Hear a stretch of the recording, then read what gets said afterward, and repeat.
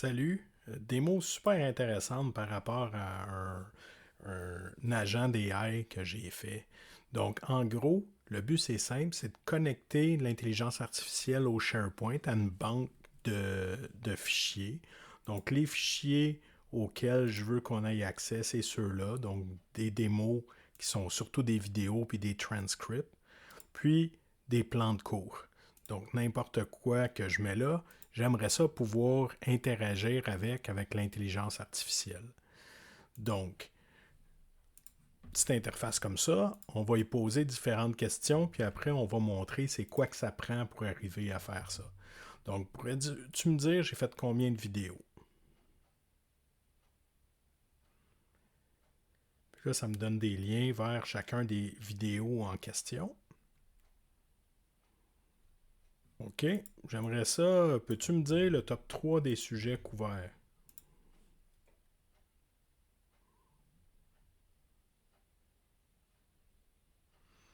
Fait que c'est intéressant. Mettons que j'aimerais ça avoir une image parce que j'aimerais ça créer un blog post sur toutes mes vidéos. Est-ce que tu es capable de me faire ça?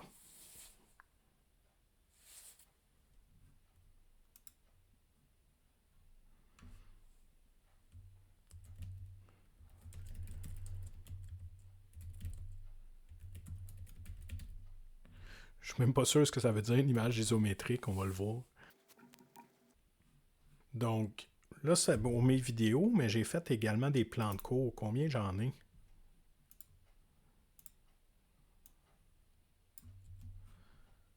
12 également. OK. Non, je n'ai pas de comparaison, mais j'aimerais savoir quelle vidéo je devrais faire qui ne semble pas couvrir un des sujets.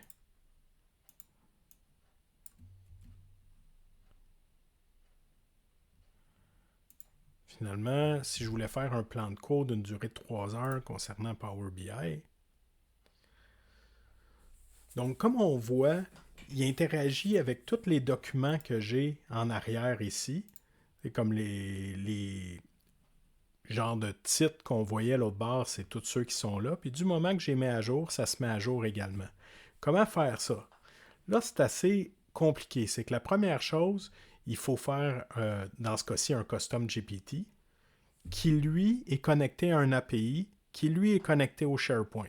Donc, la première chose, il faut aller en admin dans l'interface du SharePoint pour donner les bonnes autorisations. Une fois qu'on a ça, on développe en Python. Là, je ne suis pas dans la bonne interface ici. Donc, tout le, tout le code ici,